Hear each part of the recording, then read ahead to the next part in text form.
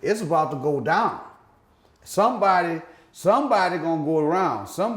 Nobody may not bow down, but somebody gonna go around. It's going down.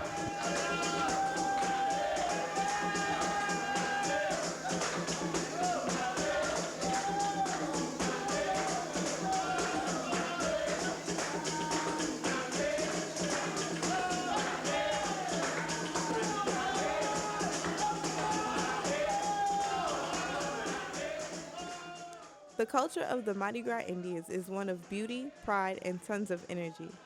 Starting in the late 1800s, black men, women, and children would take to the streets of New Orleans on Fat Tuesday dressed in brightly colored Indian suits with drums and other handheld percussions. The tradition started when the black people of poverty-stricken neighborhoods in New Orleans felt excluded from the primarily white festivities and parades of Fat Tuesday. Through European exploration, African slaves were brought to the Gulf Coast of America.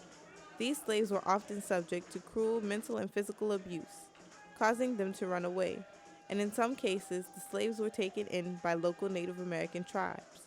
Some say these encounters are what inspired the masking tradition and show the exchange of these vibrant cultures. The Mardi Gras Indians weren't always family friendly. In fact, in the earlier years of the tradition, most people steered clear of the Mardi Gras Indians because of their sometimes deadly fighting. The late Big Chief Allison Tootie Montana, former Big Chief of the Yellow Pocahontas downtown tribe, is often credited for bringing the Mardi Gras Indians out of their violent reputation, encouraging them to settle differences with the beauty of their suits instead of fighting and killing each other. In addition to this, Tootie Montana is known for making the best suits in Mardi Gras Indian history. Some of his best work sits in multiple museums for the daily observation of spectators. In the tribe, there are different positions. The Big Chief, being the leader, gives orders on which paths to take, which tribes to battle, and which tribes to avoid. The Wild Man, whose job is to protect the chief first and foremost, as well as the rest of the tribe, clears a path for the chief. The Gang Flag, who is second in command, his job is to carry the tribe's flag and relay messages to the chief. And last but not least, the Spy Boy, who is usually ahead of the rest of the tribe.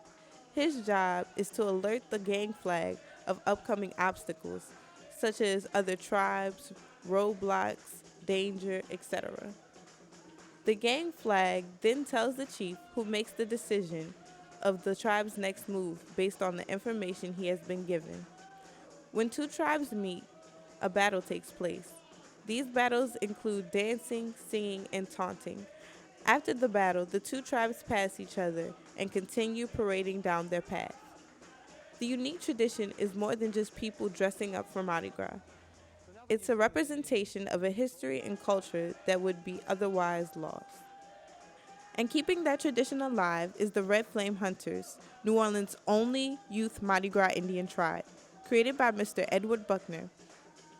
The African American men in the city of New Orleans has been doing this indigenous culture of Mardi Gras Indians masking every year for over 100 years now. Something that's generally happened from neighborhood to neighborhood in the city of New Orleans, that the African American men has actually involved themselves in organizing in their neighborhoods and developing tribes, and they have tribes all over the city of New Orleans at this point.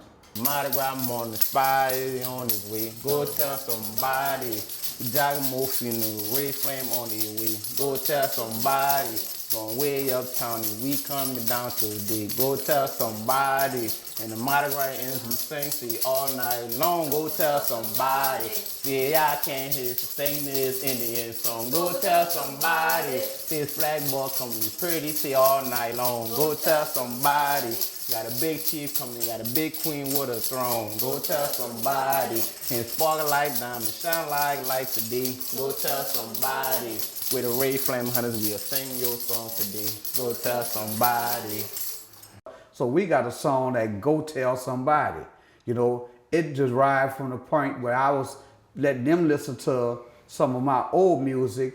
I got a big fat woman that love me all night long. Don't tell nobody. I got a big fat woman that love me all night long. Don't tell nobody. And when I was being here rocking that, singing to myself, right?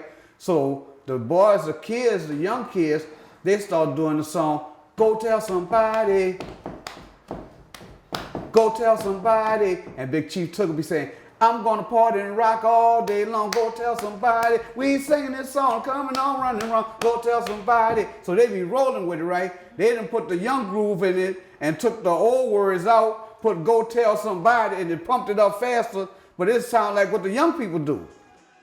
The Red Flame Hunters have put their own spin on the 200-year-old tradition. To this tribe, being a Mardi Gras Indian is not just about masking. It's a way of life. These young men and women are the future faces of the Mardi Gras Indians. So these guys doing these other things that they have to do to better their life. But then also on the other side, they're doing their community part and getting better at beading and stuff like that, which comes from our native country of Africa. You know, because beading is not the Indian thing. The Indian thing, we learned a lot from them of planning and all of sharing and stuff like that, because we were all minorities. We were poor folks. We were losing a country. We were in a country that belonged to the Native Americans that the white man actually took for some beads and trinkets. This is your black man, and I'm expecting a lot of a young black boy to take and do a lot of great things in the community. So, you know, if we don't expect nothing of our little brothers, what are they expected to do? You know, they all want to be shooters and killers. Some of them want to have better things in life, and it's not some of them, it's the majority of them. The elaborate suits the Mardi Gras Indians wear are all handmade, from the boots to the intricate patchwork. They use beads, sequins, velvet, rhinestones, and dyed ostrich plumes to create these masterpieces. Mardi Gras Indian suits can take up to a year to make and weigh up to 150 pounds. Making beautifully handcrafted suits is serious business to a Mardi Gras Indian. For decades, people from all over the world come to encounter this form of pageantry and spiritual show put on by the Mardi Gras Indians. I won't be 100% clear. I think it was too. It was like, why are we battling a fight when we could use our suits to battle, be pretty. So that's when everybody just started being pretty. That's when my gang, to me, my gang the prettiest on the streets. Nobody can't beat us. You can find an old cereal box and wait till your order. Next thing you know, a few minutes later, it'll be beautiful. Okay, I'm tagging down now. Pearls. I really don't count how many beads I put on. I just keep going until I get to my final destination. Okay, these 2 white layers is going up and down the middle of each and every last one of these rows except for this one. Then I let my silver beads follow on top. Let's call that triple purling. Something like this. Go round it on top, that's double purling. I have the pearls, I stone first. No, actually I pearl around going around here. Then I go in there and tag my stones down. Here is my flag ball suit, Tyrell, which is right there. And he made Edward Bugner a piece of his arts, because he means so well to.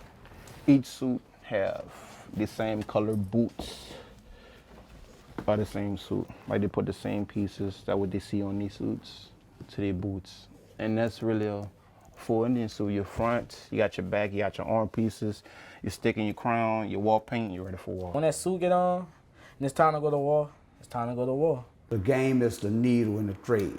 Can I out-sew you? Can I out-design you? Can I make a pretty suit? Your suit is only as pretty as you gonna work on it. If you don't put nothing in that suit, I can guarantee you on Mardi Gras Day, you will not come out this house.